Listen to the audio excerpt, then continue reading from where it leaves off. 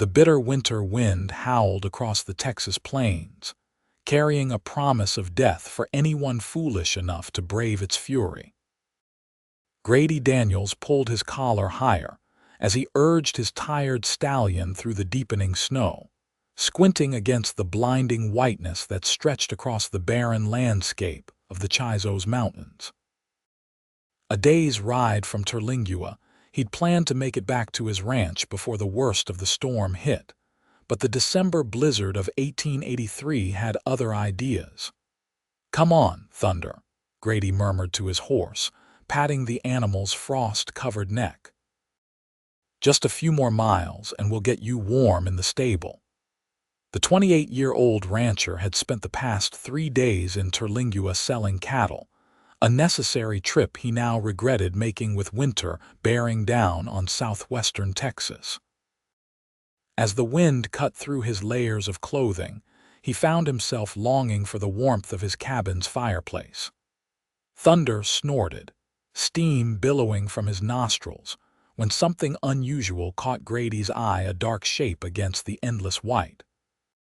At first he thought it might be a fallen tree branch or perhaps an animal that hadn't survived the cold. But as he drew closer, the shape took form, and Grady's heart nearly stopped. A person partially covered by snow lay motionless on the ground. "Whoa, boy," he called, pulling Thunder to a halt before dismounting, his boots sinking deep into the snow. The cold bit at his face as he trudged forward, his spurs jingling with each labored step. It was a woman. Her face was pale as the snow around her, lips tinged blue, dark eyelashes resting against her cheeks. A traveling cloak, now soaked through and frozen, was wrapped tightly around her slender frame. Dark hair spilled out from beneath a bonnet, the strands stiff with ice. Grady knelt beside her, removing his glove to press 2 fingers against her neck. There faint but present a pulse. She was alive, but barely. "Miss," he called, gently shaking her shoulder. No response. "Miss, can you hear me?" When she remained unresponsive, Grady knew he had no choice. Leaving her here meant certain death. His ranch was still an hour's ride away, but it was her only chance.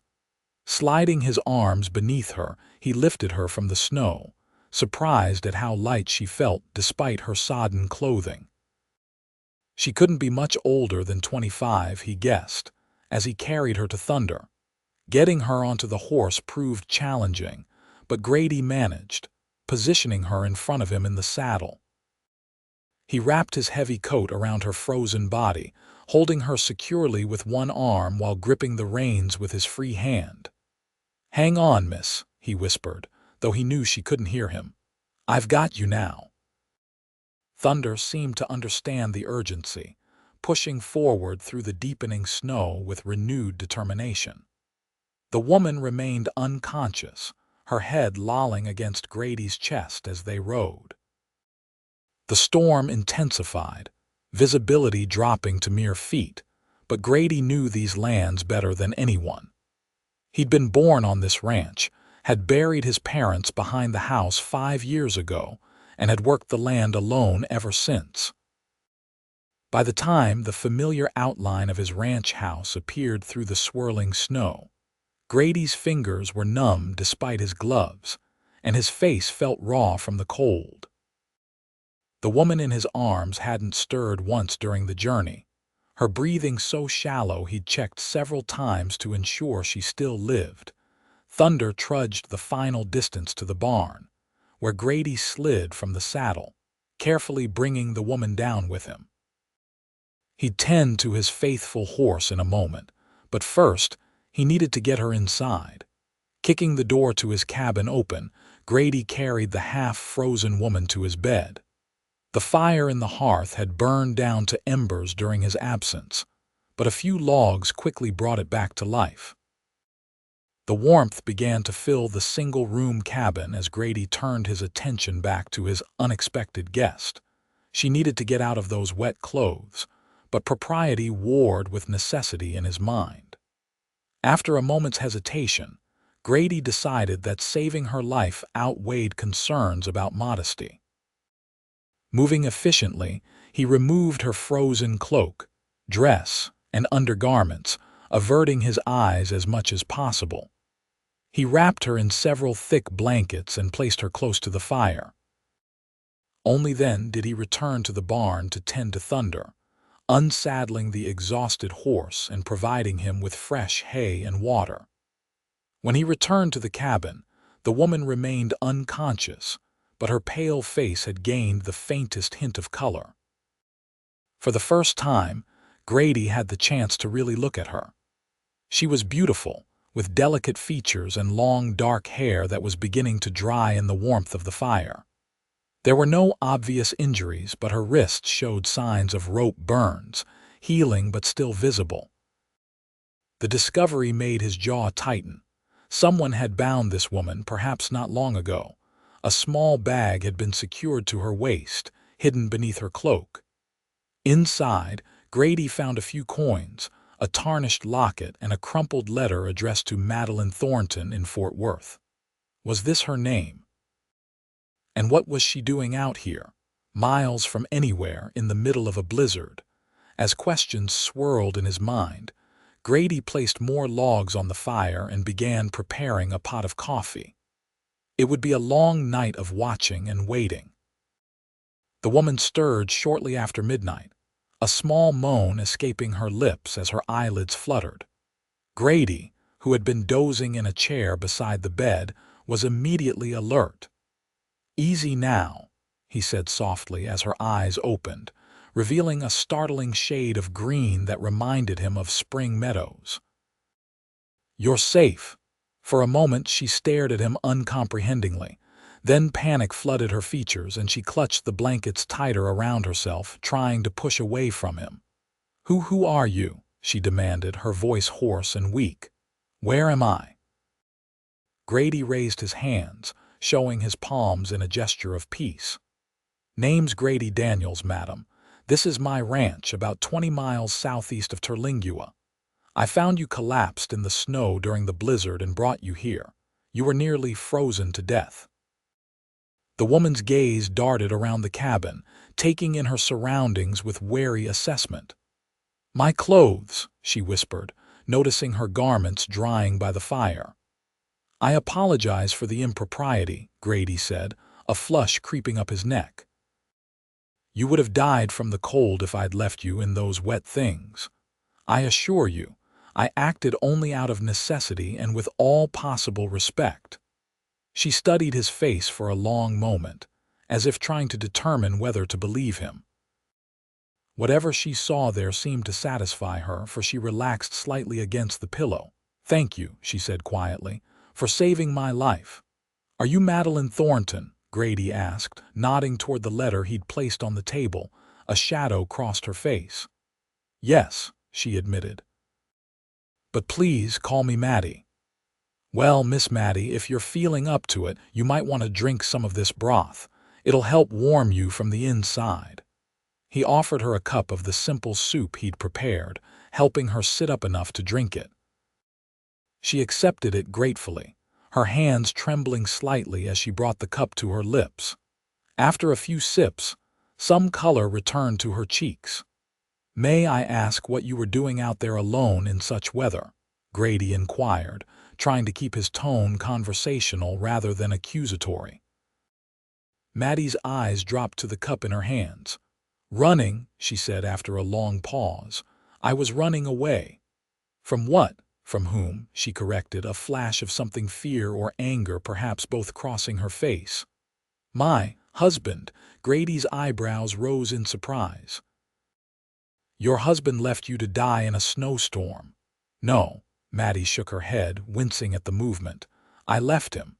He doesn't know where I am, at least. I hope he doesn't." Her fingers unconsciously touched the healing marks on her wrists. Understanding dawned on Grady. He'd heard stories of men who treated their wives little better than property, who used their fists to maintain control.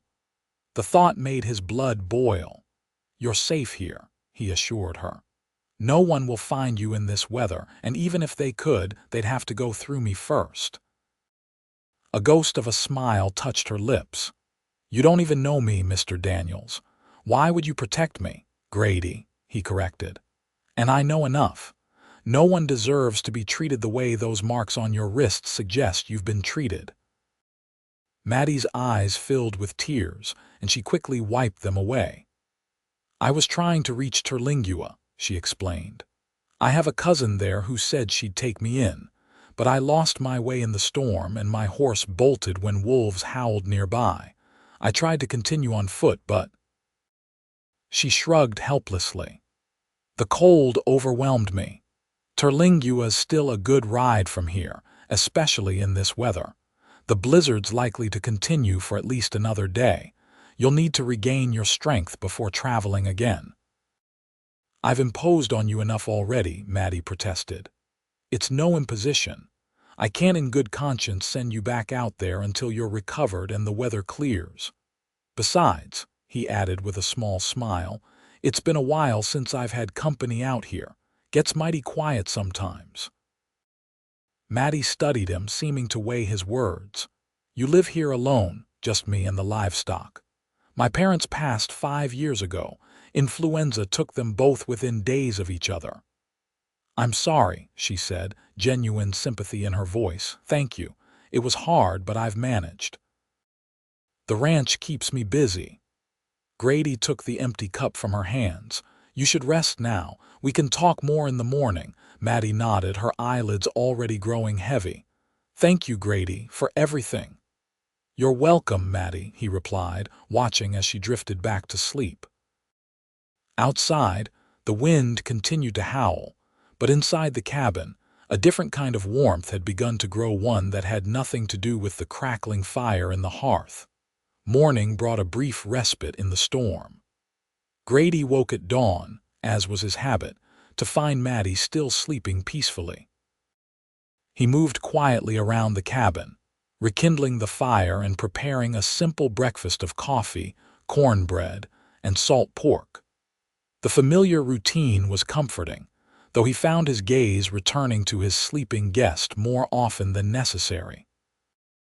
When Maddie finally stirred, the smell of coffee filling the cabin, Grady had already been out to tend to the animals and check the perimeter of his property. "Good morning," he greeted as she sat up, keeping the blankets wrapped tightly around herself. "How are you feeling?" "Better," she replied, brushing her dark hair away from her face. "Still a bit stiff and cold, but much improved." "Good to hear. There's hot coffee if you'd like some, and breakfast is ready." Maddie glanced down at her state of undress beneath the blankets, a flush coloring her cheeks. "I'd like to get dressed first, if that's all right." "Of course," Grady nodded, turning to retrieve her clothing from where it had dried by the fire overnight. "I'll step outside while you change. Take your time." He handed her the garments and headed for the door, pausing only to grab his coat. Outside, the world was blanketed in white, the snow deep enough to reach halfway up his boots. The sky remained heavy with clouds, promising more snow before the day was through. The brief lull wouldn't last long. When Maddie called that she was decent, Grady returned to find her seated at the table, her hair hastily arranged and her dress buttoned to the throat.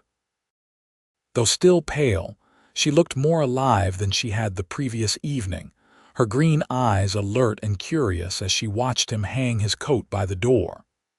"Your home is lovely," she commented, glancing around the modest cabin with its simple furnishings. "It's not much," Grady admitted, pouring her a cup of coffee, "but it suits me fine." "How long have you lived here?" "All my life. My father built this place with his own hands when he married my mother. They came out west from Virginia, looking for a fresh start." Grady slid a plate of food in front of her. "You should eat. You need your strength." Maddie nodded, taking small, careful bites. "Do you have family elsewhere?" "No," he replied, sitting across from her with his own plate. "Never had siblings, and my parents were both only children." "What about you?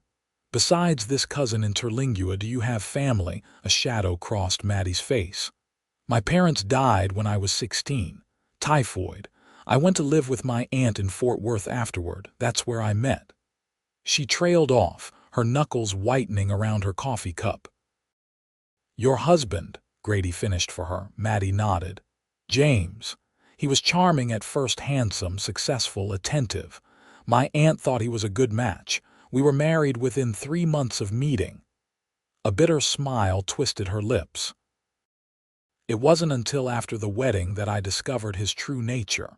Grady remained silent, sensing she needed to tell her story in her own time. "He changed so quickly," Maddie continued, her voice dropping to barely above a whisper. "The first time he hit me was on our wedding night. I wasn't prepared for." She shook her head. "He said it was my fault for being naive. After that, any little thing could set him off: dinner not being ready on time, speaking to another man, even just smiling wrong. He kept me isolated, controlled every aspect of my life for 3 years." Anger flared in Grady's chest, but he kept his expression neutral. "How did you get away?"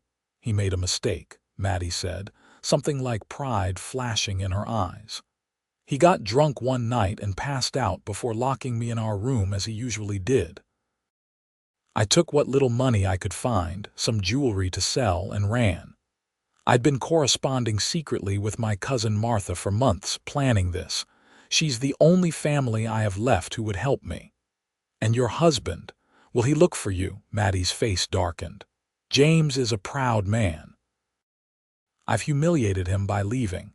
Yes, he'll look for me not because he loves me, but because he considers me his property."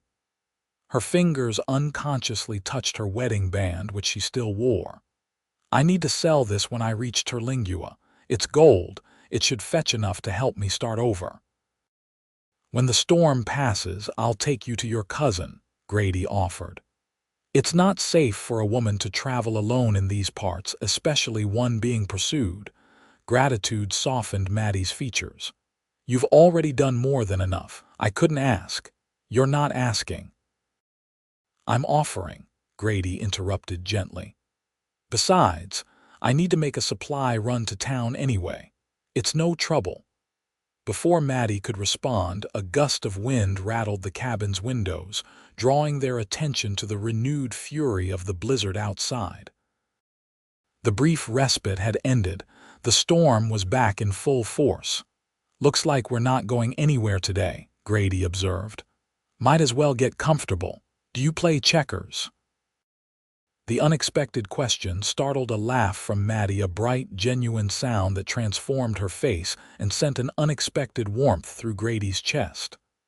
"I do, actually. I'm quite good." "We'll see about that," Grady challenged with a smile, rising to retrieve the board from a shelf. For the remainder of that day and the next, as the blizzard continued to rage outside, Grady and Maddie remained confined to the cabin. They played checkers. She won more often than not, shared stories of their childhoods, and worked together on the daily tasks of maintaining the home. Grady ventured out only to care for the animals in the barn, always returning with his beard crusted with ice and his cheeks red from the cold. By the third morning, a tentative trust had formed between them. Maddie helped prepare meals, insisting on contributing to the household during her stay. She proved to be a capable cook, turning Grady's simple provisions into surprisingly flavorful dishes. In turn, Grady taught her how to maintain the fire properly and showed her his collection of books, mostly practical guides to ranching, and a few dog-eared novels his mother had cherished. It was during these quiet moments, sharing a worn copy of The Last of the Mohicans by the fire, that Grady found himself studying Maddie's face as she read aloud. The bruise on her cheekbone, which he'd initially mistaken for a shadow, was fading to a sickly yellow. Her hair, fully dry now, fell in dark waves past her shoulders when she let it down to brush it. And when she smiled, which happened more frequently as the days passed, it transformed her entire countenance, reaching her eyes and lighting them from within. Grady caught himself wondering what it might be like if she stayed, then immediately chastised himself for the thought. She was a married woman, regardless of her circumstances, and she had plans that didn't include remaining on a remote ranch with a stranger. Besides, she was running from something dangerous, and harboring her indefinitely could bring trouble to them both. On the morning of the fourth day, Grady woke to silence. The constant howl of the wind had ceased, and when he opened the cabin door, he was greeted by a dazzling landscape of pristine white under a clear blue sky. The storm had finally passed. "It's beautiful," Maddie breathed, coming to stand beside him at the door. "And dangerous," Grady added practically. "The snow's deep enough to reach a horse's chest in some drifts. We'll need to wait another day or two for it to settle and melt a bit before attempting the ride to Terlingua." Maddie nodded, but Grady noticed the flash of anxiety in her eyes. Every day they delayed was another day her husband might be gaining on her trail. "We'll leave as soon as it's safe," he promised her. "In the meantime, would you like to see the rest of the ranch? We could walk out as far as the barn at least." Maddie's face brightened at the suggestion of escaping the confines of the cabin. "I'd like that very much." Grady loaned her a pair of his boots comically large on her feet, but stuffed with rags to make them somewhat wearable, and a heavy coat that engulfed her slender frame. Together, they trudged through the snow to the barn, where Grady introduced her to Thunder and the other animals. 2 milk cows, a few chickens, and a friendly old dog named Blue who had been sleeping in the hay. "He usually stays in the cabin with me," Grady explained as Blue enthusiastically greeted Maddie, "but with the storm and an unexpected guest, I thought he might be happier out here." "He's wonderful," Maddie laughed as the dog licked her gloved hand. "You should bring him back to the cabin." "I don't mind sharing the space." They spent the morning exploring the immediate surroundings of the ranch house, Grady pointing out features of the land now transformed by snow. He showed her the small creek that ran along the eastern edge of his property, now frozen solid, and the grove of oak trees where his parents were buried. "They would have liked you," he said quietly as they stood before the simple wooden crosses. Maddie glanced at him, surprise evident in her expression. "You think so? I know so. My mother always said she could tell a person's character by their eyes. Yours are kind." The words slipped out before Grady could reconsider them, and he felt heat rise to his face despite the cold. Maddie's cheeks, already pink from the chill air, darkened further. "Thank you," she murmured, looking away. "They sound like wonderful people." "They were." Grady cleared his throat. "We should head back. Your borrowed boots aren't exactly suitable for extended walks, and I need to start clearing a path to make travel possible." As they turned back toward the cabin, a distant movement on the horizon caught Grady's eye. He squinted, his body tensing as he made out the dark shapes of riders approaching from the direction of Terlingua. "Get inside," he said quietly, his hand moving instinctively to the revolver at his hip. "What is it?" Maddie asked, following his gaze. "Riders." "Could be nothing, but best not to take chances. Go to the cabin and stay there." The color drained from Maddie's face. "James," she whispered. "He's found me." "We don't know that," Grady said firmly, though the fear in her eyes made his stomach knot. "But just in case, there's a trapdoor beneath the rug by the fireplace. My father built a small root cellar there. If trouble comes, that's where you hide." Maddie nodded, her expression resolute despite her fear. "Be careful," she urged before hurrying back to the cabin as quickly as the deep snow allowed. Grady watched until she was safely inside, then turned his attention back to the approaching riders. There were 3 of them, moving slowly through the snow. If they were just travelers seeking shelter, he would offer what hospitality he could, but his instincts told him otherwise. Few people ventured this way, especially in winter, and the timing was too coincidental. Deciding to meet the potential threat away from the cabin, Grady strode toward the barn. He saddled Thunder quickly and rode out to intercept the strangers, positioning himself between them and his home. As the riders drew closer, Grady could make out their features. The man in the lead was well dressed despite the weather, with a tailored coat and an expensive-looking hat. His companions had the rough appearance of hired guns, their expressions wary as they surveyed the landscape. "Hello there," the well-dressed man called, raising a gloved hand in greeting as they approached. "Might you be the owner of that ranch yonder?" "I am," Grady confirmed, keeping his voice neutral. "Grady Daniels. This is private property." "James Thornton," the man introduced himself with a smile that didn't reach his eyes. "Apologies for the intrusion. We've been traveling for days in this God-forsaken weather searching for my wife. She's run off, you see, not in her right mind. I'm concerned for her safety." So this was Maddie's husband. Up close, Grady could see that Thornton was handsome in a cold way, with sharp features and pale blue eyes that assessed Grady with calculation. There was nothing of warmth or genuine concern in his manner, despite his words. "Sorry to hear that," Grady replied carefully. "Haven't seen any woman out here. Not many folks pass by, especially during a blizzard." James's smile tightened. "Indeed. Though it's curious, we followed her trail as far as we could before the storm obscured it completely. The last tracks led in this direction. The storm's been raging for days.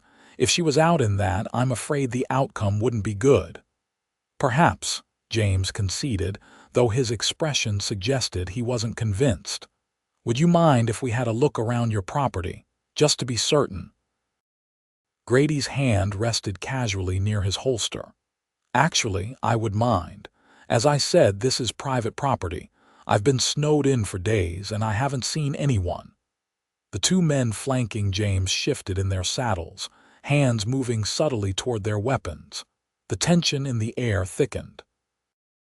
"Mr. Daniels," James said, his pretense of friendliness falling away, "I don't think you understand.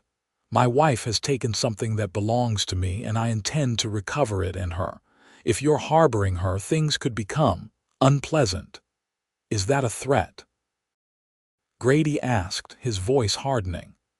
"A reality," James corrected. "I have resources and connections throughout this territory. If you're hiding Madeline, it would be in your best interest to turn her over now." Grady's jaw tightened. "I've told you there's no woman here. Now I suggest you and your men turn around and leave my property." For a tense moment, James studied him, searching for any sign of deception. Finally, he nodded. "Very well. We'll be on our way for now, but I'll be back, Mr. Daniels. With the sheriff, perhaps." "Bring whoever you like," Grady replied evenly. "My answer won't change because it's the truth." With a curt nod, James turned his horse around, his companions following suit. Grady remained where he was, watching until they were well away from his property before heading back to the cabin. Inside, he found Maddie pacing anxiously, her face pale with fear. "Was it him?" she asked as soon as Grady entered. "Yes," Grady confirmed, hanging up his coat. "He's gone for now, but he made it clear he doesn't believe me. He'll be back, possibly with the law." Maddie sank into a chair, her hands trembling. "The sheriff in Terlingua doesn't know me, but James is persuasive and has money. He could convince them I'm a thief or worse." Grady poured them both coffee, considering their options. "We need to get you to your cousin before he returns. The snow's still deep, but passable if we're careful. We'll leave at first light tomorrow. And if we encounter them on the road, we won't take the main trail. There's an old hunting path that follows the creek. It's longer but less traveled." Grady sat across from her, meeting her worried gaze. "Maddie, I give you my word I won't let him take you back." The conviction in his voice seemed to steady her. "Why are you doing all this for me? You barely know me." It was a fair question, one Grady had been asking himself. "When I found you in the snow," he began slowly, "something told me you were fighting to live despite everything. That kind of courage deserves support, not betrayal." He paused, then added more quietly, "And no one deserves to be treated the way he treated you." Maddie reached across the table and placed her hand over his, the touch sending an unexpected warmth through him. "Thank you," she whispered. That evening, they prepared for their journey in companionable silence. Grady packed supplies while Maddie mended a tear in her cloak. Blue, now returned to the cabin, lay contentedly between them before the fire. The domesticity of the scene struck Grady with unexpected force. How quickly he'd grown accustomed to her presence, how the cabin no longer felt empty with her in it. As they worked, Grady found himself stealing glances at Maddie, noticing the graceful movement of her hands, the way she bit her lower lip in concentration, the gentle curve of her smile when she caught him looking.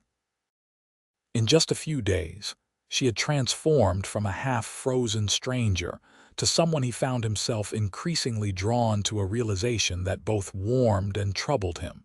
She was married, he reminded himself firmly. Unhappily and under duress, perhaps, but legally bound to another man. And even if she weren't, she had plans that led away from his ranch, away from him. The attraction he felt could lead nowhere, and indulging it would only complicate an already dangerous situation. Yet when their hands accidentally brushed as they both reached for the coffee pot, the spark that passed between them was undeniable. Maddie's eyes met his, wide and startled, and for a moment, Grady thought he saw his own confusion and longing reflected there. The moment passed as quickly as it had come. Maddie withdrew her hand, a flush spreading across her cheeks as she turned back to her mending. Grady cleared his throat and busied himself with checking his revolver, pushing away thoughts that had no place in their current circumstances.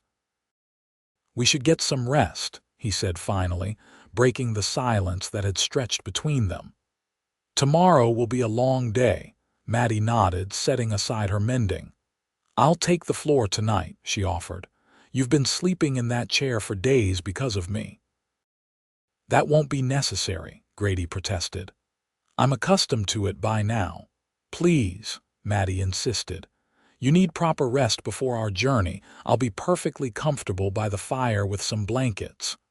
Recognizing the stubborn set of her jaw, Grady relented. They arranged a makeshift bed of blankets near the hearth, and after wishing each other good night, settled in for what might be their last night in the cabin together. Sleep, however, proved elusive for Grady. He lay awake in his bed, acutely aware of Maddie's presence just a few feet away. The fire cast flickering shadows across the ceiling as he listened to her breathing, wondering what the next day would bring. Would they reach Terlingua safely?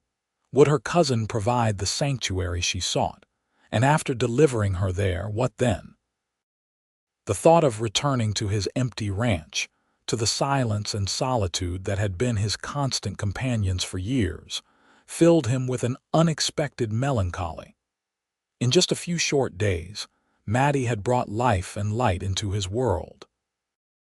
The prospect of losing that light left an ache in his chest that he wasn't prepared for. Dawn broke clear and cold over the snow-covered landscape. Grady and Maddie were up before the sun, preparing for their journey in the gray light of early morning. They ate a hearty breakfast, packed provisions in saddlebags, and dressed in their warmest clothing. Blue would stay behind, reluctantly, to guard the cabin. "Ready?" Grady asked as he helped Maddie mount Thunder. He would lead the horse on foot until they reached the old hunting path, where the snow would be shallower beneath the trees. Maddie nodded, her face set with determination despite the fear that lingered in her eyes. "As ready as I'll ever be." They set out as the first rays of sunlight crested the horizon, painting the snow-covered landscape in hues of gold and pink. Grady led them away from the main trail, circling behind the barn and down toward the frozen creek. Progress was slow, the snow reaching past Grady's knees in places, but Thunder was patient and sure-footed. "Your husband and his men will likely be watching the main road to Terlingua," Grady explained as they followed the winding creek. "This way adds a few hours to our journey, but it's safer." Maddie gazed at the pristine wilderness around them, the trees laden with snow, icicles hanging like crystal daggers from bare branches. "It's beautiful," she observed quietly. "Deadly but beautiful." "Much like life out here," Grady agreed. "The land gives and takes in equal measure. You have to respect it to survive." As the sun climbed higher, they reached the old hunting path Grady had mentioned. Here, the thick canopy of pine and oak had prevented much of the snow from accumulating, making travel easier. Grady mounted behind Maddie, and they continued at a steadier pace, the silence of the forest broken only by Thunder's breathing and the occasional crack of a branch heavy with snow. They rode without speaking for some time, each lost in thought. Grady was acutely aware of Maddie's back pressed against his chest, the scent of her hair somehow still faintly floral despite days without proper washing filling his senses.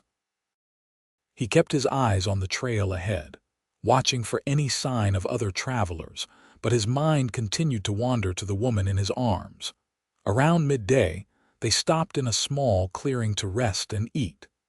Grady built a small fire while Maddie stretched her legs, stiff from hours in the saddle.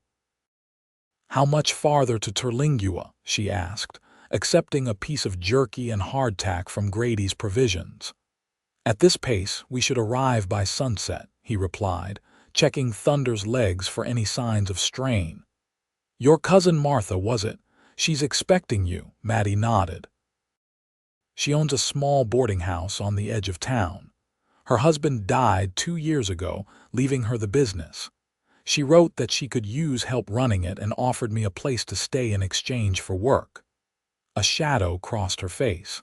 "I just hope James hasn't found her first." "Even if he has, she could deny knowing anything about your plans," Grady pointed out. "Unless there's a reason she couldn't," Maddie hesitated. "Our correspondence. I had it sent to a friend who would pass the letters to me. James monitored my mail, you see. But if he somehow discovered the connection and pressured my friend?" The implications hung heavy in the air. If James had indeed traced Maddie's communications, he might already be waiting for her in Terlingua. "We'll approach carefully," Grady decided. "I know a man in town, Samuel Weaver. He owns the general store and has no love for wealthy Easterners who throw their weight around. We'll stop there first, see if he's heard anything about strangers asking questions." Relief softened Maddie's features. "That sounds wise. Thank you, Grady, for everything." Their eyes met across the small fire, and something unspoken passed between them, a connection deeper than gratitude or obligation. For a moment, Grady allowed himself to imagine a different future, one where Maddie might choose to return with him to the ranch after ensuring her safety. The fantasy dissolved as quickly as it had formed. Even if Maddie were free to make such a choice, what could he offer her? A hard life on a remote ranch, miles from civilization, with a man who barely scraped by some years. It was no life for a woman used to the comforts of a city, regardless of the cruelty that had accompanied those comforts. They continued their journey shortly after, the atmosphere between them charged with things unsaid. As the afternoon wore on, the terrain began to change, the trees thinning as they approached the outskirts of Terlingua. Grady grew more vigilant, scanning the landscape for any sign of James Thornton or his men. The sun was low on the horizon, casting long shadows across the snowy ground, when they finally caught sight of the town in the distance. Terlingua was small by any standard, a collection of wooden buildings clustered around a main street, with scattered homes and businesses on the periphery. Smoke rose from chimneys, and a few oil lamps were already lit against the approaching darkness. "We'll circle around," Grady said, guiding Thunder off the path. "Approach from the east. Samuel's store is on that side of town." Maddie nodded, her body tense against his. As they drew closer to Terlingua, she pulled her hood lower, obscuring her face. It was a sensible precaution, but the gesture drove home the reality of their situation. She was a hunted woman, and delivering her safely to her cousin would not necessarily mean delivering her to safety. They left Thunder tied behind Samuel Weaver's general store, out of sight from the main street. As twilight deepened, Grady helped Maddie down from the saddle. "Stay here," he instructed. "I'll speak to Samuel first, make sure the way is clear." Maddie caught his arm before he could turn away. "Be careful," she urged, her eyes wide with concern. "James is not above using violence to get what he wants." Grady covered her hand with his own. "I can handle myself," he assured her. "Wait for my signal." The general store was still open, a bell above the door announcing Grady's entrance. Samuel Weaver, a portly man with a generous mustache and kind eyes, looked up from his ledger with a smile of recognition. "Grady Daniels, thought you might have been buried under all that snow. What brings you to town so soon after the blizzard?" Grady approached the counter, keeping his voice low though they were alone in the store. "Need some information, Sam. Have there been any strangers in town lately?" A well-dressed man, maybe with a couple of rough types accompanying him. Samuel's expression grew serious. "As a matter of fact, yes. Arrived yesterday, name's Thornton, if I recall. Been asking around about a woman. His wife, he says, though from the way he talks about her, you'd think she was a prized mare that had broken free of her corral." He leaned closer. "Is there something I should know, Grady?" Briefly, Grady explained the situation, omitting certain details but conveying the essence that Maddie was fleeing an abusive husband and seeking sanctuary with her cousin. Samuel nodded grimly. "I've seen his type before. Men who think their money and connections put them above common decency." He scratched his chin thoughtfully. "He's got the sheriff half convinced that his wife is mentally unstable and stole family heirlooms when she fled. They've been checking all the roads into town." "What about Martha's boarding house? Has he been there?" "First place he went," Samuel confirmed, dashing Grady's hopes. Martha denied knowing anything about her cousin's plans, but Thornton didn't believe her. "He's got one of his men watching the place day and night." Grady's jaw tightened. This complicated matters significantly. "Is there anywhere else she might be safe temporarily? Just until we can figure out a more permanent solution." Samuel considered the question. "My sister owns a small cabin about 5 miles west of town. Uses it as a hunting lodge occasionally, but it's empty now. Not comfortable, but it's secluded and has the basics." "That might work," Grady agreed. "Can you get word to Martha that her cousin is safe but needs to lie low?" "I'll handle it personally," Samuel promised. "And I'll bring supplies out to the cabin tomorrow. Thornton's men don't know me well enough to follow, and I make deliveries all around these parts regularly." Gratitude washed over Grady. "Thank you, Sam. I owe you for this." Samuel waved away the thanks. "No decent man stands by while a woman suffers. Now take the back door out. I'll distract anyone who might be watching the front." With a plan in place, Grady slipped out the rear of the store and returned to Maddie, quickly explaining the situation. Disappointment clouded her features at the news that reaching her cousin would be impossible for now, but she nodded in understanding. "At least she's safe," Maddie said. "That's what matters most. And this cabin sounds like a good alternative until James gives up and leaves." "If he gives up," Grady amended grimly, helping her back onto Thunder. "Men like that don't surrender easily, especially when their pride is wounded." They rode away from Terlingua as night fell completely, following Samuel's directions to the hunting cabin. The moonlight reflected off the snow, providing just enough illumination to navigate the unfamiliar terrain. Maddie remained silent, her posture rigid with tension as they put distance between themselves and the town where her husband searched for her. The cabin, when they finally located it, was little more than a one-room structure with a stone chimney and a small porch. It stood in a clearing surrounded by pine trees, isolated but not entirely remote. Inside, they found a narrow bed, a table with 2 chairs, a cast-iron stove and basic supplies, matches, lanterns, some preserved food and chopped firewood. "It's not much," Grady observed as he lit a lantern, illuminating the dusty interior, "but it's better than facing your husband tonight." Maddie removed her cloak, her expression thoughtful as she surveyed their temporary shelter. "It reminds me of your cabin in a way, simpler, but there's something honest about it." Grady busied himself starting a fire in the stove, pleased by her words though uncertain why they should matter so much to him. "We should be safe here for the night. Tomorrow, we can decide our next steps." As the cabin gradually warmed, they shared a simple meal from their provisions, sitting close together at the small table. Exhaustion from the day's journey weighed on them both, but neither seemed eager to address the sleeping arrangements in the one-bed cabin.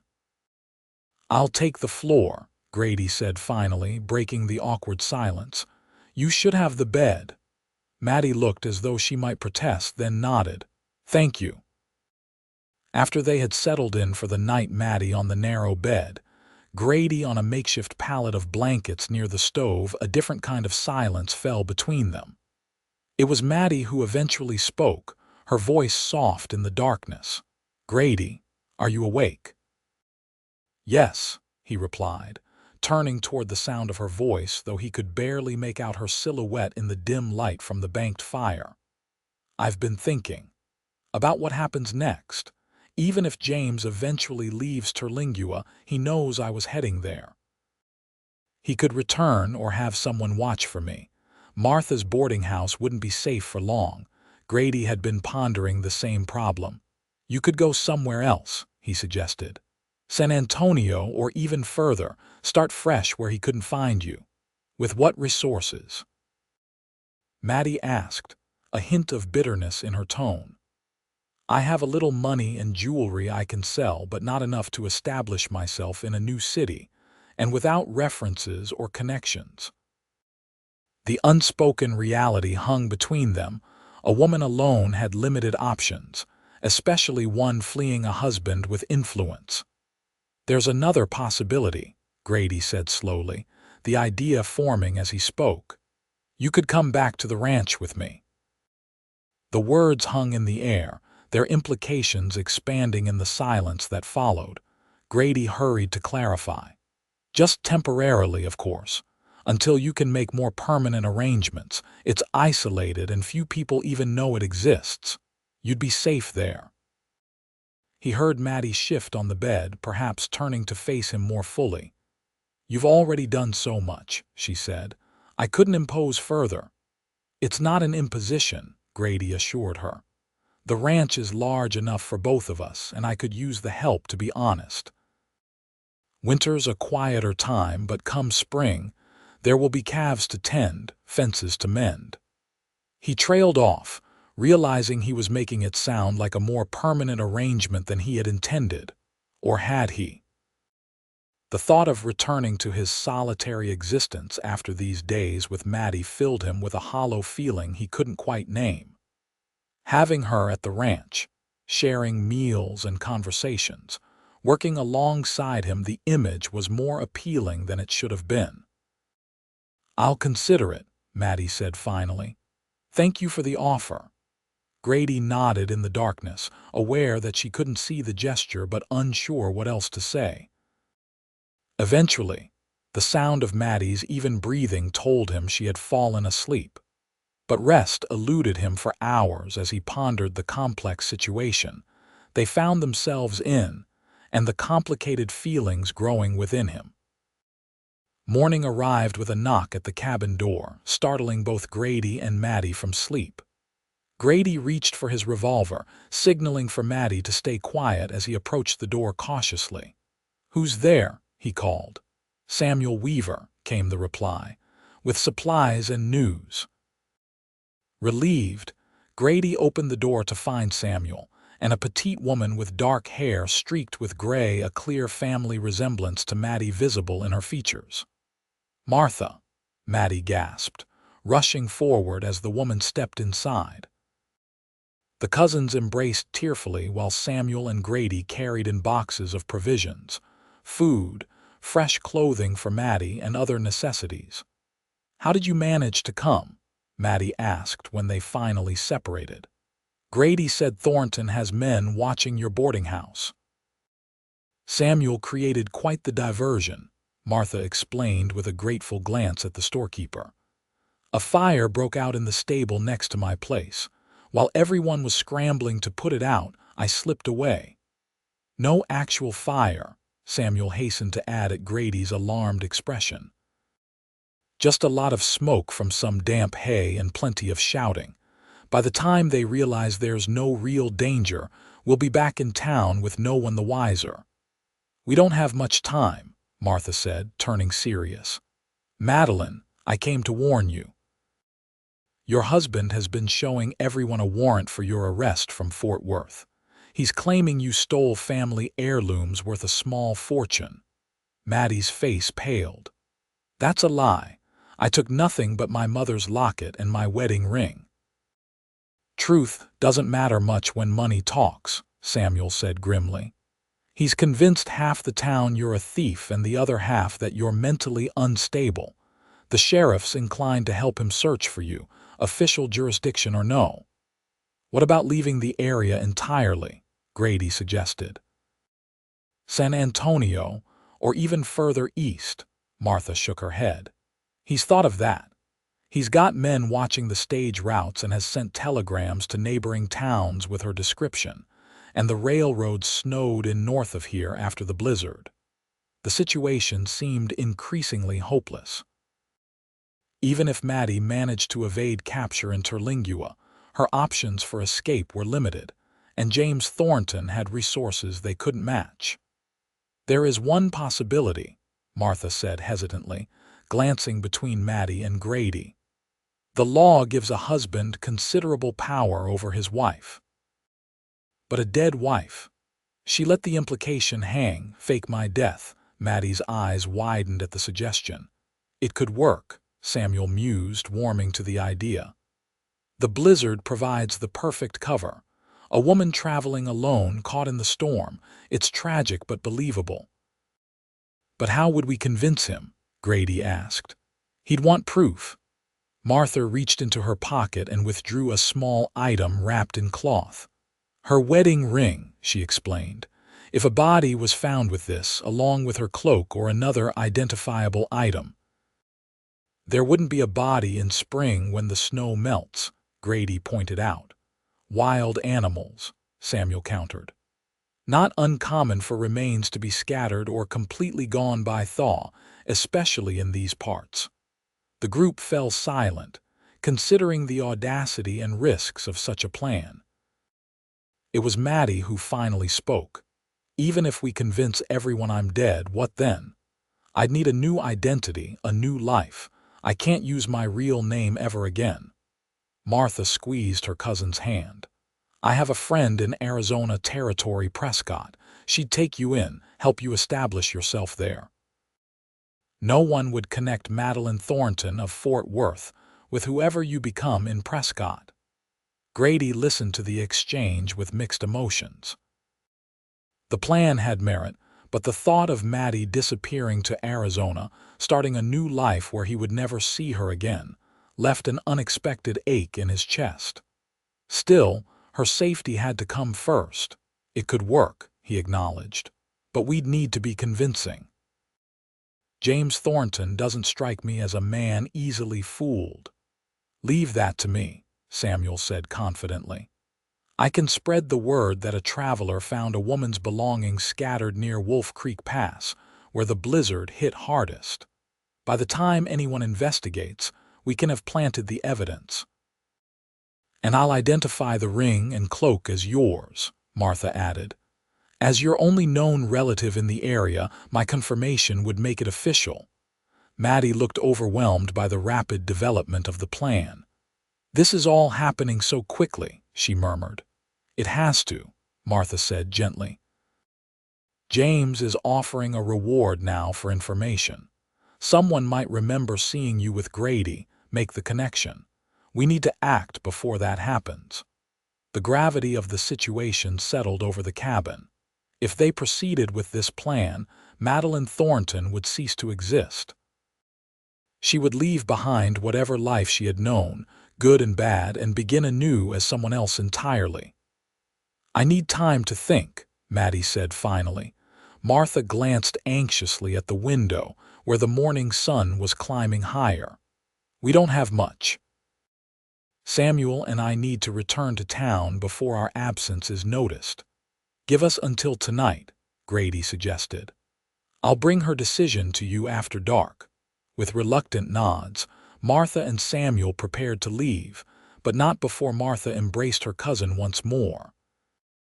Whatever you decide, she whispered, know that I love you and only want your happiness. After they had gone, silence reclaimed the cabin. Maddie stood by the window, watching as Samuel and Martha disappeared among the trees, her expression unreadable. It's a lot to consider, Grady said softly, respecting her need for space but wanting her to know she wasn't alone. It is, Maddie agreed, turning to face him. To die, at least in the eyes of the world, it's a kind of freedom I never imagined possible, but also terrifying. You don't have to decide this minute, Grady reminded her. We have until evening. Maddie nodded absently, her gaze distant. I keep thinking about what it would mean. No more looking over my shoulder, no more fear of James finding me. I could start fresh, become someone new. A shadow crossed her face. But I'd be leaving everything behind: my identity, my history, the few good memories I have. What would you want? Grady asked, moving to stand beside her at the window. If you could choose any future without constraints or fear, what would it be? The question seemed to surprise her, as if no one had ever asked what she wanted before. She considered it for a long moment before answering. I'd want peace, she said finally. A quiet life somewhere beautiful, where I could wake up each day without dread. I'd want meaningful work, a home that felt safe. Her voice softened. And someday, perhaps, a family of my own children raised with love instead of fear. The simplicity and honesty of her desires touched Grady deeply. It was what most people wanted at their core: security, purpose, connection.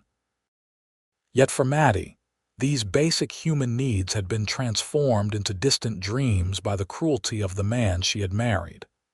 You deserve all of that, he told her, meaning it with every fiber of his being. Maddie turned to him, her green eyes searching his face.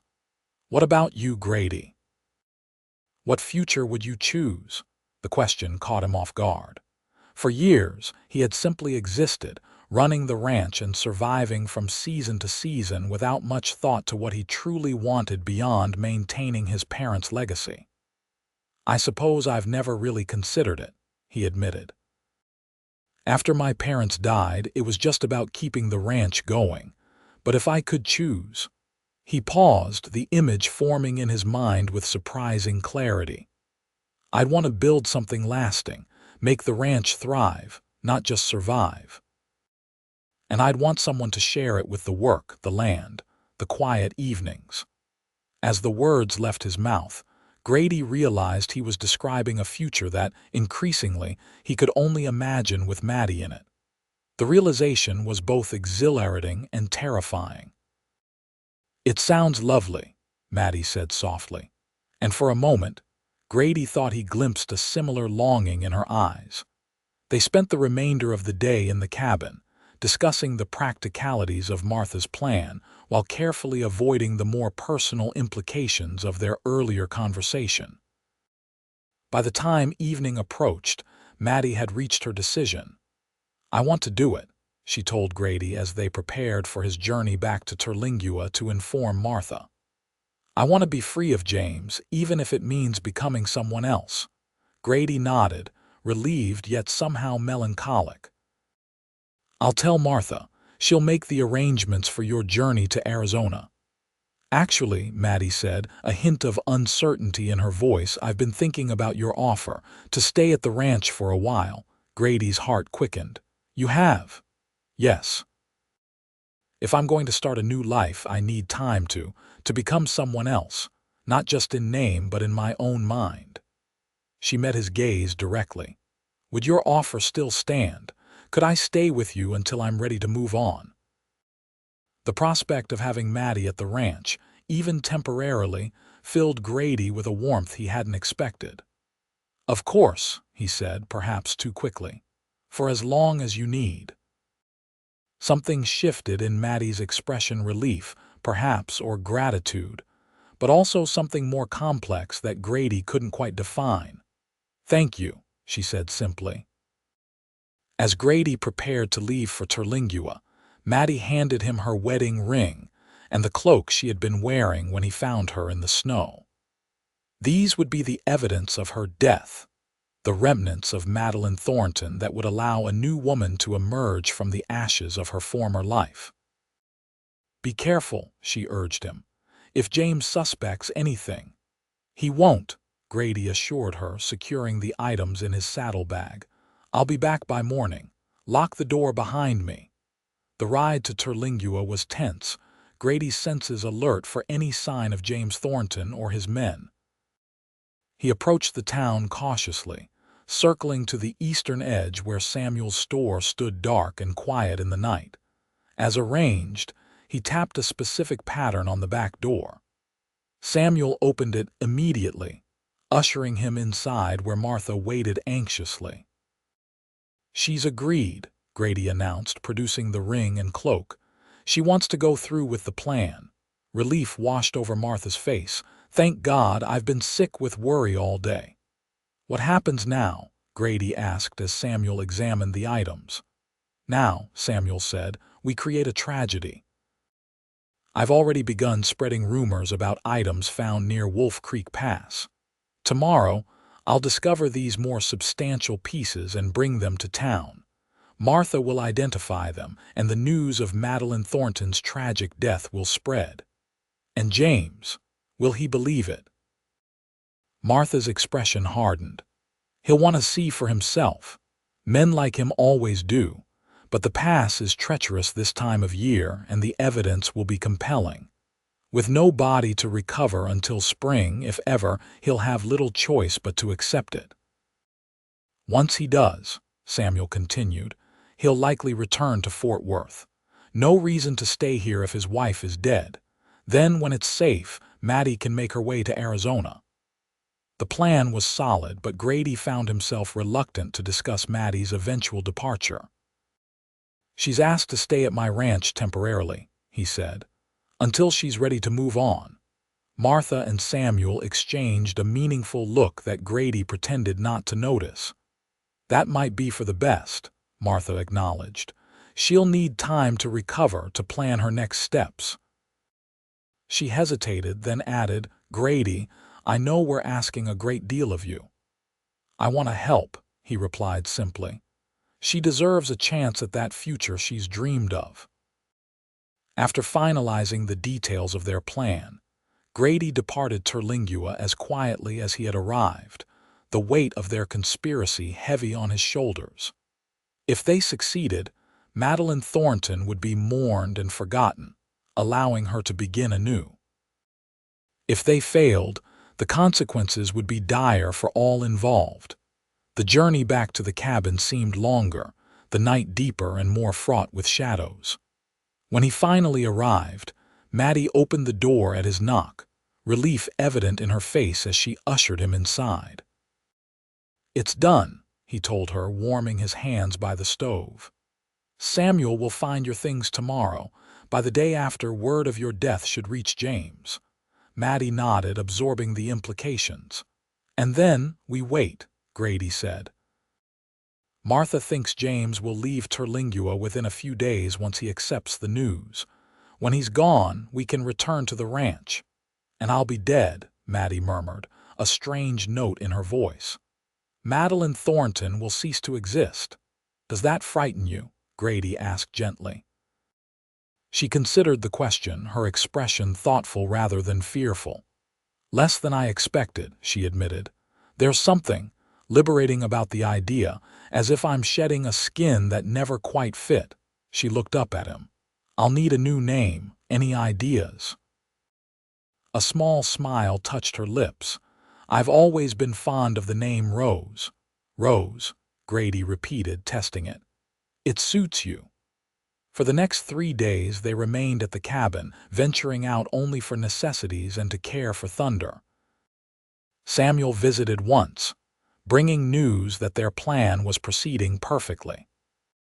James Thornton had indeed insisted on seeing the site where his wife's belongings were found, but the treacherous conditions at Wolf Creek Pass and the scattered nature of the evidence had convinced even him of the tragic reality.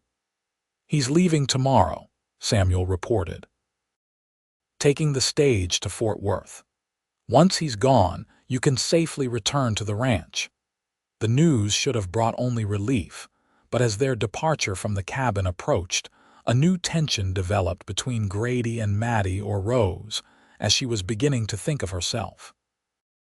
The future stretched before them, undefined and uncertain. On their final night in the cabin, Rose broke the silence that had fallen between them as they sat before the fire. I've been thinking about what happens next, she said, her voice soft yet determined. About staying at your ranch. Grady looked up from the coffee he'd been staring into. You're still welcome, he assured her, for as long as you need. That's just it, she continued. I don't know how long that will be, weeks, months. It seems unfair to impose on your generosity indefinitely. It's not an imposition, Grady insisted. I meant what I said about needing help with the ranch. You'd be earning your keep. Rose studied him, her green eyes reflecting the firelight. Is that all it would be, an arrangement of convenience? The directness of her question caught him off guard. For days, they had been circling around the growing connection between them, neither willing to acknowledge what was becoming increasingly difficult to ignore. No, Grady admitted finally. That's not all it would be, at least not for me. Something softened in Rose's expression. Nor for me. The confession hung in the air between them, fragile yet powerful. Grady set his coffee aside and leaned forward, choosing his words carefully. I know the timing is complicated. You've been through so much, and you're just beginning to reclaim your life. The last thing I want is to pressure you or rush you into anything. I appreciate that, Rose said. But the truth is, Grady, in the short time I've known you, I've felt more respected and valued than I did in 3 years of marriage. She paused, a vulnerability in her eyes that tugged at his heart. I don't know what the future holds, but I know I want to explore this connection between us. Grady reached across the space separating them, taking her hand in his. So do I, he said softly. The moment was interrupted by a sharp knock at the door. They froze, exchanging alarmed glances. It was well past the hour when Samuel might visit, and no one else knew of their presence at the cabin. Grady reached for his revolver, motioning for Rose to move away from the door. Who's there? He called. Deputy Marshal Robert Hayes, came the reply. I'm looking for Grady Daniels. Rose's face paled as Grady struggled to process this development. A U.S. Marshal. Had James somehow convinced federal authorities to become involved? Just a minute, Grady called, mind racing. To Rose, he whispered. Hide in the back, behind the bed. If anything happens, slip out the window. She nodded, moving silently to the position he indicated while Grady approached the door, keeping his revolver ready but out of immediate sight. When he opened the door, he found a weather-worn man in his 40s standing on the porch, the silver star on his chest confirming his identity. 2 horses were visible behind him, steam rising from their nostrils in the cold night air. "Mr. Daniels?" the marshal asked. "That's me," Grady confirmed cautiously. "What can I do for you, Marshal? May I come in? It's a cold night for conversation on a doorstep." After a moment's hesitation, Grady stepped aside, allowing the marshal to enter while keeping himself positioned between the lawman and Rose's hiding place. "Sorry to intrude at this hour," Hayes said, removing his hat and gloves. "I've been tracking a fugitive in these parts, and your name came up in my inquiries in Terlingua." "A fugitive," Grady repeated, maintaining a neutral expression. "Man named Peterson. Robbed a bank in El Paso last month, killed a teller in the process. Word is he might be hiding in this area." The marshal's shrewd eyes scanned the cabin. "Samuel Weaver mentioned you were staying at his sister's hunting cabin. Thought I might ask if you've seen any strangers about." Relief washed through Grady, though he was careful not to show it. This wasn't about Rose at all. "Can't say that I have," he replied truthfully. "Been keeping to myself mostly, waiting out the weather." The marshal nodded, seemingly satisfied with the answer. "Well, if you do notice anything unusual, I'd appreciate you sending word. I'll be in Terlingua for another day or 2. "Of course," Grady agreed. Hayes turned to leave, then paused, his gaze falling on the second cup of coffee on the table.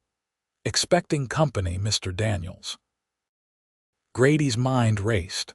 "Just keeping warm," he improvised. "1 cup gets cold too quickly in this weather." The marshal studied him for a moment, then nodded again, though something in his expression suggested he wasn't entirely convinced. "Well, good night then. Sorry to have disturbed you." Only after the sound of hoofbeats had faded into the distance did Rose emerge from her hiding place, her face ashen. "Do you think he suspected something?" He noticed the second coffee cup, Grady admitted, "but I don't think he connected it to anything specific. Still, we should leave at first light. It's not safe to stay here any longer." Rose agreed, and they spent the remainder of the night in uneasy vigilance, taking turns to rest while the other kept watch. By dawn, they had packed their meager belongings and were ready to depart, leaving the cabin as they had found it. The journey back to Grady's ranch was tense but uneventful. They took a circuitous route, avoiding main trails and keeping to the shelter of trees whenever possible. By midday, the familiar outline of Grady's cabin appeared on the horizon, a welcome sight after days of uncertainty. Blue greeted them enthusiastically as they approached, barking and leaping around Thunder's legs until Grady dismounted and knelt to ruffle the dog's fur. "Someone missed us," he remarked with a smile, helping Rose down from the saddle. "Home," she murmured, gazing at the modest cabin with an expression that made Grady's heart swell. She caught his look and blushed slightly. "I mean your home." "It could be yours too," Grady said before he could stop himself. "If you wanted it to be." The words hung between them, laden with meaning. Rose's eyes widened, and for a moment Grady feared he had spoken too soon, pushed too hard. But then her expression softened, and she stepped closer to him. "I think I'd like that," she said quietly. "Not immediately. I need time to become Rose truly, to leave Madeline behind, but eventually. Yes, I could see this becoming my home." Grady resisted the urge to pull her into his arms, aware that they were still at the beginning of whatever path lay before them. Instead, he offered her his hand, which she took without hesitation. "Welcome home, Rose," he said simply. In the weeks that followed, Rose gradually settled into life at the ranch. Winter began to loosen its grip on the land, patches of bare earth appearing as the snow receded. Each day brought new activities: caring for the animals, preparing meals together, reading by the fire in the evenings. They established routines and rhythms, learning each other's habits and preferences with a natural ease that surprised them both. True to his word, Grady gave Rose space and time to heal, to discover who she was now that Madeline Thornton no longer existed. Sometimes he would find her standing by the window, a distant look in her eyes, and he would know she was processing all that had happened, reconciling her past with her present and future. For his part, Grady found himself looking at his ranch with fresh eyes, seeing possibilities and improvements where before he had seen only endless work.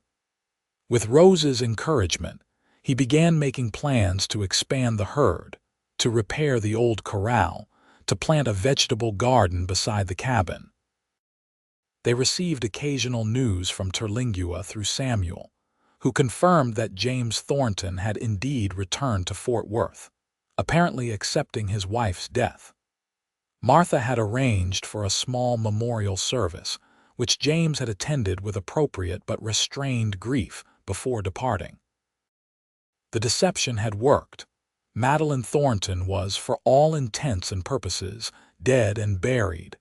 As winter gave way to spring, the connection between Grady and Rose deepened. Their conversations grew longer, their laughter more frequent, their touches more natural and lingering. Yet still, they maintained a certain restraint, both acutely aware of the complicated circumstances that had brought them together. It was Rose who finally bridged the remaining distance between them. One evening in early April, as they sat on the porch watching the sunset paint the sky in hues of gold and pink, she turned to Grady with resolution in her eyes. "I've been thinking," she began, her voice steady despite the slight tremor in her hands. "About us, about the future." Grady set aside the coffee mug he'd been holding, giving her his full attention. "What about it? I feel like I've been in a strange limbo these past months, not Madeline anymore, but not fully Rose either, waiting to become someone while afraid to let go of who I was." She took a deep breath. "But I realize now that's not how it works. I am who I choose to be day by day, decision by decision." "And who do you choose to be?" Grady asked softly. Rose met his gaze directly. "Someone who doesn't let fear dictate her choices. Someone who recognizes love when she finds it and has the courage to embrace it." Her voice dropped to nearly a whisper. "I love you, Grady. I think I have since you carried me out of that snowstorm." The words Grady had longed to hear but had not dared to hope for washed over him like a warm spring rain. He reached for her hands, holding them gently in his own. "I love you too, Rose," he said, her chosen name feeling right and natural on his lips. "More than I ever thought possible." When their lips finally met, it felt like coming home after a long journey, familiar yet new, comfortable yet exhilarating. The kiss deepened, conveying months of unspoken longing and newfound hope, until they broke apart, breathless and smiling. "What happens now?" Rose asked, her cheeks flushed and eyes bright. "Whatever we want," Grady replied, tucking a strand of hair behind her ear. "We could start by making this arrangement more official if you're ready." Rose's eyebrows rose in surprise. "Are you proposing, Mr. Daniels?" "I believe I am, Miss Rose," he said with a smile, suddenly realizing he had never asked about her preferred surname. "Though I just realized I don't know what to call you besides Rose." She laughed, the sound light and free. "I hadn't thought about that. I suppose I could use my mother's maiden name, Collins, Rose Collins." She tested the name, nodding in satisfaction. "Yes, I think that suits me." "Then, Rose Collins," Grady said, taking her hand once more, "would you do me the honor of becoming my wife? Not because you need protection or a place to stay, but because we've found something rare and precious together, something worth building a life around." Tears shimmered in Rose's eyes, but her smile was radiant. "Yes," she answered without hesitation. "Yes, I will." They were married 2 months later in a small ceremony at the ranch, with only Samuel, Martha, and a few trusted friends in attendance. Rose wore a simple white dress that Martha had helped her make, with wildflowers in her hair and a smile that outshone the June sun. Grady, in his best shirt and polished boots, could hardly believe his good fortune as they exchanged vows beneath the oak trees where his parents rested. "I take you, Rose Collins, to be my lawfully wedded wife," he said, his voice steady despite the emotion welling in his chest. "To have and to hold, from this day forward, for better or worse, for richer or poorer, in sickness and in health, to love and to cherish, till death do us part." When Rose repeated the vows, her green eyes never leaving his, Grady felt a sense of rightness and completion that had been missing from his life for longer than he'd realized. This woman, who had come to him half frozen in a snowstorm, had brought warmth and purpose back into his world. The years that followed were not without challenges. Running a ranch required constant work and adaptation to the unpredictable whims of nature and markets. There were droughts that threatened the herd, winters harsh enough to test their resolve, and the occasional injury or illness that reminded them of their vulnerability in this remote corner of Texas. But there was joy too deep and abiding. Their first child, a son they named Thomas after Rose's father, arrived a year after their marriage, bringing a new dimension of love and purpose to their lives. 2 years later, their daughter Alina joined the family, her arrival coinciding with a particularly bountiful season that allowed them to expand the ranch significantly. Rose never fully shook the habit of glancing over her shoulder in town or startling at unexpected visitors. But as time passed, the specter of James Thornton faded. News eventually reached them, through Martha's discreet inquiries, that he had remarried a young woman from a wealthy Fort Worth family and seemed to have put his tragic first marriage behind him. "Does it bother you?" Grady asked when Rose shared this information, searching her face for any sign of lingering attachment. "No," she answered truthfully. "That part of my life feels like a distant nightmare now. Sometimes I have to remind myself it was real." She looked around their home at the children playing on the floor, at the life they had built together. This is real. This is what matters. As their children grew, so did the ranch. Grady's careful management and Rose's practical suggestions resulted in a prosperous operation that earned respect throughout the county.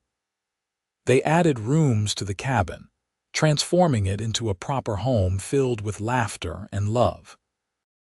Blue, now elderly but still faithful, was joined by younger dogs, and the barn expanded to accommodate more horses and cattle. 10 years after the blizzard that had brought them together, Grady and Rose stood on their porch, watching their children chase fireflies in the twilight. Thomas, 9 years old and already showing his father's affinity for horses, guided his 7-year-old sister in capturing the glowing insects in a jar. "You ever wonder what might have happened if you hadn't found me that day?" Rose asked, leaning against Grady's shoulder. "Sometimes," he admitted, his arm tightening around her waist. "But then I remember what my father used to say, that the most important moments in life often come disguised as ordinary decisions. Deciding to head home despite the storm, choosing that particular path." He turned to face her, the love of a decade visible in his eyes. "I don't believe it was mere chance that brought us together." Rose smiled, reaching up to trace the lines that time and weather had etched around his eyes. "Nor do I. Whatever force guided you to me that day, I'm eternally grateful." "As am I," Grady replied, bending to kiss her softly. You know, when I carried you out of that snow, I had no idea I was also carrying you into my heart." Rose laughed, the sound as warm and bright as it had been the first time he heard it. "That's terribly romantic for a practical rancher, Mr. Daniels." "You bring it out in me, Mrs. Daniels," he replied with a grin, "and I wouldn't have it any other way." As darkness settled over the Texas landscape, Grady and Rose called their children in for supper. The family gathered around the table, saying grace before sharing the simple but hearty meal Rose had prepared. Their conversation flowed easily, punctuated by laughter, and the occasional gentle correction as Thomas tried to convince Alina that he'd seen a mountain lion that day. He hadn't. Later, after the children were tucked into bed with stories and kisses, Grady and Rose sat before the fire, hands intertwined as they often were these days, a habit born of comfort and connection. "I've been thinking," Rose said, her voice thoughtful, "about expanding the garden next spring. We could try growing more vegetables, maybe even some fruit trees if we choose hardy varieties." "Always planning for the future," Grady observed with a smile. "Someone has to," she replied, nudging him playfully. "Besides, isn't that what we're building here? A future for ourselves, for Thomas and Alina." Grady nodded, his expression turning serious. "A future better than either of us dared hope for once upon a time." Rose's eyes softened at his words. "You gave me that hope, Grady. When you found me in the snow, you didn't just save my life, you showed me what life could be." "We saved each other," he corrected gently. "I was existing, not living, before you came along." Outside, the stars shimmered in the vast Texas sky, witnesses to the extraordinary journey that had brought two lonely souls together against all odds. Inside, beside a crackling fire, Grady and Rose Daniels continued to build their shared dream, one day, one choice, one act of love at a time. From the tragic blizzard that had nearly claimed her life to the warm hearth they now shared, their story had unfolded in ways neither could have predicted. But as Rose rested her head on Grady's shoulder, listening to the steady rhythm of his heartbeat, she knew with absolute certainty that she was exactly where she was meant to be, safe, loved, and finally, truly home.